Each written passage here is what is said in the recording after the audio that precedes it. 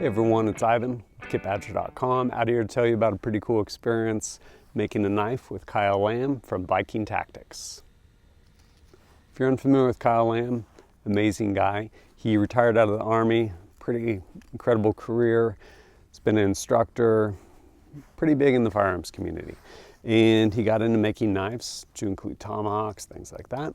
And I actually had the good fortune of meeting him probably back in, I want to say like 2017 or something. Took my first class with him.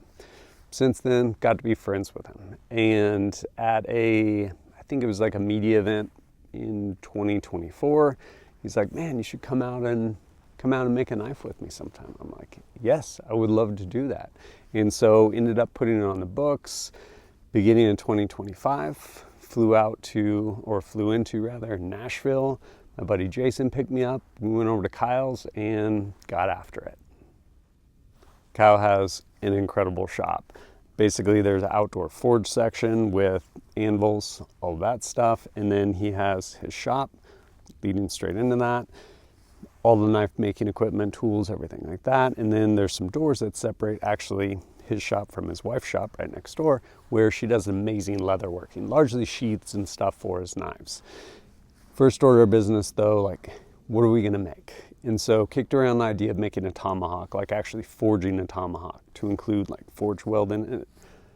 Really cool, super attracted to the idea. I'll probably hopefully go back out there and make one sometime, but it's also one of those where it's a straight weapon and it's like almost zero utility outside of tomahawking people with that thing.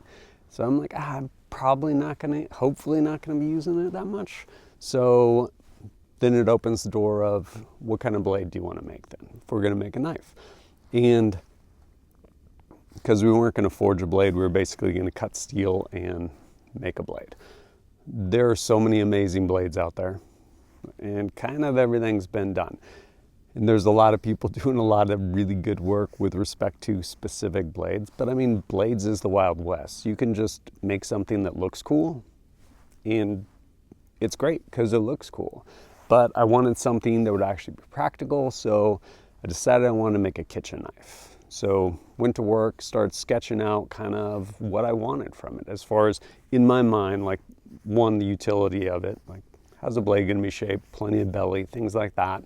And then also handle geometry. Not necessarily, hey, this is gonna look cool, but kind of trying to think through what is gonna feel the best with respect to actual usability on this blade. And got after designing it.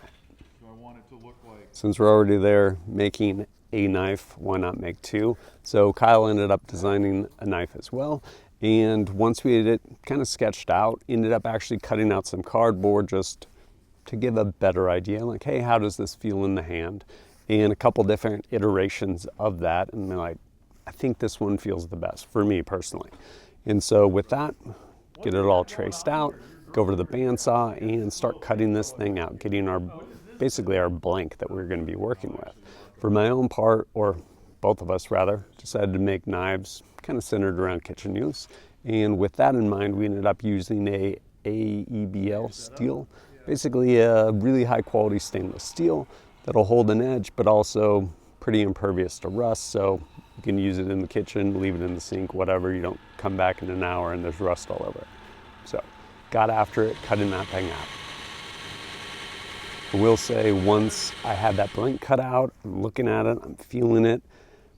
It wasn't what I wanted with respect to essentially the handle geometry. So one, you can't add material, but you can always remove. So ended up actually getting to work, essentially grinding away quite a bit of material, getting it to where it felt good in the hand. Keeping in mind, trying to at the same time like visualize how it was gonna feel with the handles that I was eventually gonna put on it. Which brings us to what kind of handle material did we want? Kyle had a ton of different choices for materials. Really, we were leaning on G10 or micarta because kitchen use rather than some sort of wood that'll absorb water. So I finally landed on basically, I guess it was a thin red G10 with a gray G10 over the top of it. So before we finished for the night, we ended up getting that stuff epoxied up on just epoxied up so that we could then work with it on those following days. But once we got everything cut out, that steel, one, you're able to cut it on a bandsaw, so it's not terribly hard. And it's basically, it needs to be tempered and treated. So pretty wild. There's essentially this little, I guess it's a kiln more or less, and bring that steel up to, I think it was like 1600 degrees. And there's essentially a chart that you can go through with respect to, hey, this is the steel, this is the thickness, this is what you're trying to get as far as hardness coming out the other side. And yeah, it goes up to like 1600 degrees for 15-20 minutes. Then crank it up and it gets up to, I think, like 1900 degrees, like cooking. That thing ends up screaming hot. You open that door up, you feel the heat. When you go to grab it, you have these giant like leather gloves on. They're already smoking, like trying to burn. But you take your blade, red hot, and these tongs, bring it outside, and we're gonna air quench it. So you end up placing it on essentially this big slab of aluminum, put another slab on top of it, on top of your red hot blade, and then you clamp it down. This is one, the aluminum will draw the heat out to air quench, and then two, it'll keep it from bending as it's cooling. Then you basically take an air hose, spray all around it, and rapidly drop it back down to temperature. Like, amazing how quick it goes from that like 1900 degrees down to like 60 degrees. Ended up checking it with a heat gun, pretty wild. Of course, we're not done. One, basically scrub it, trying to get some of the scaling and stuff off. But what we had done at that point was basically make this thing incredibly hard. So hard that if you were to put it in a vise and try and bend it, like it would just snap. And so when you think of a knife blade, there's all these different aspects to include hardness, which we don't want it soft, but we need to find basically a balance in there. So then ended up taking it and putting it into the small oven, like a little toaster oven basically, and I think it was at like 425, 450, something like that. And it went for about 2 hours. After that, pull it out, bring it back down to temperature, goes back in, and another 2 hours. At that point, ended up basically calling it for the day, let it do its thing, and basically turns itself off after that 2 hour run, and come back, get after it that next day. On day two was a lot of work. At this point, we had our blade, it was all heat treated, everything like that, but we needed to actually make it look like a blade. So started going through with one, there was a bunch of math involved, trying to essentially figure out what angle we needed to start or eventually end up grinding at in order to get what we were looking for as far as the type of grind we wanted on the blade. So once that was done, essentially fitting the blade into a jig and start slowly removing material, first from one side, then from the other, and working through a number of different belts at different grits. Again, just slowly going along, trying not to take off too much because, again, cannot add material, and working on getting that thing ground down to what would ultimately be the final blade design.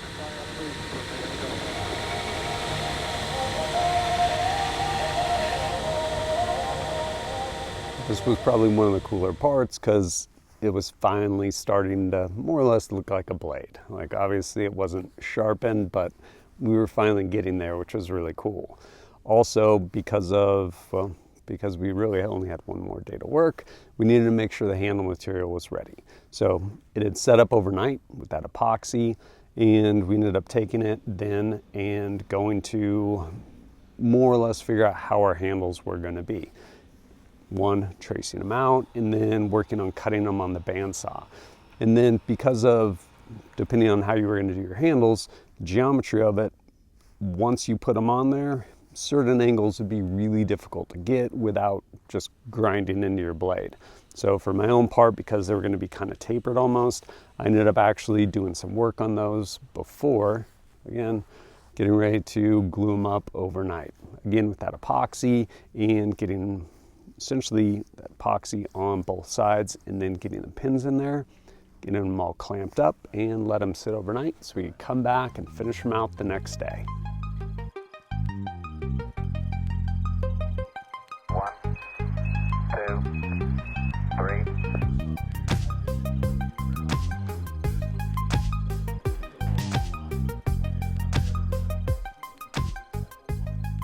when it comes to finishing blades by hand, man, it is a lot of work. And really what you're trying to do is smooth out any scratches, anything like that, or any imperfections, which pretty easy to do, especially if you are totally new to it, where maybe you grind a little bit too deep, so you're trying to smooth all that stuff out. And yeah, just slowly making your way, getting everything nice and smooth, or at least as nice as you want it.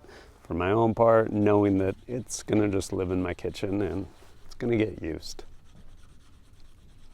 Finishing out that blade, man, really cool, just kind of seeing it come to life and working through all of those little details on that blade also, especially with respect to the handle. And that was actually really important for me because it's the part you're actually in contact with. So how do I want to make this that is going to like enhance how I'm using this blade rather than just something big and stocky or something like that? I was like, well, the way I'm going to use this, like, no, like this is how I want it.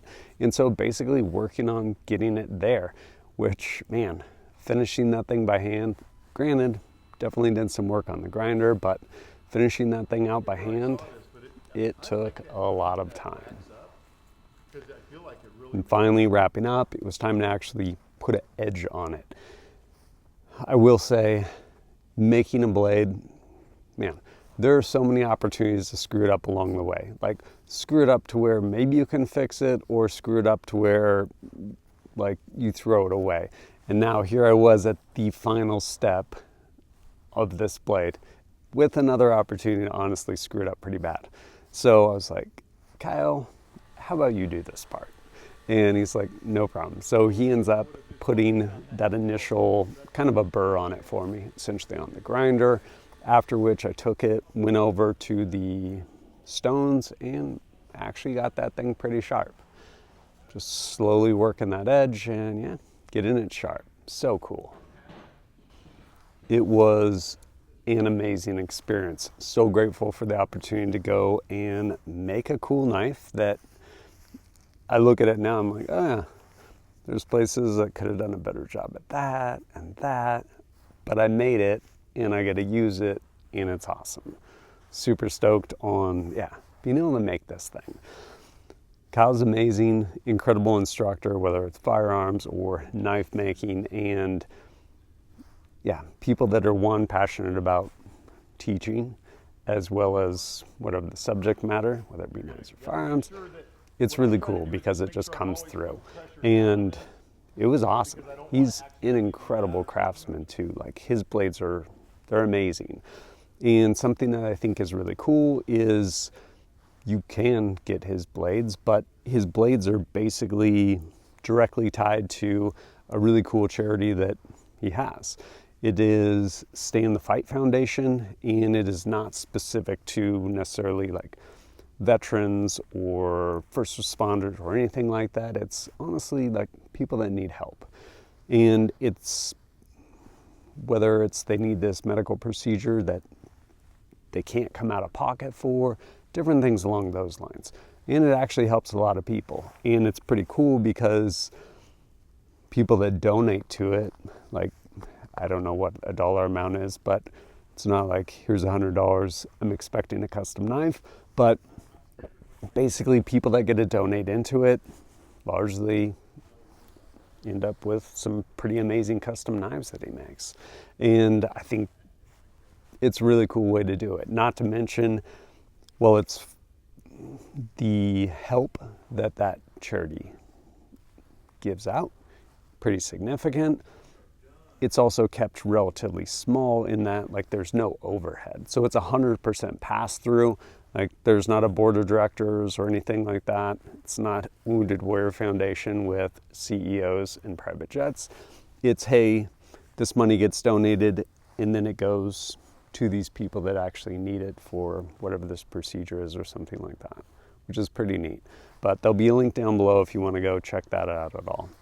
Overall though, one, again, just really stoked for the opportunity to go do this. And in doing it, I definitely have a renewed appreciation for actual custom knives and what goes into it, because it's a lot of work. But as always, thanks for joining us at kitbadger.com. Look forward to seeing you next time.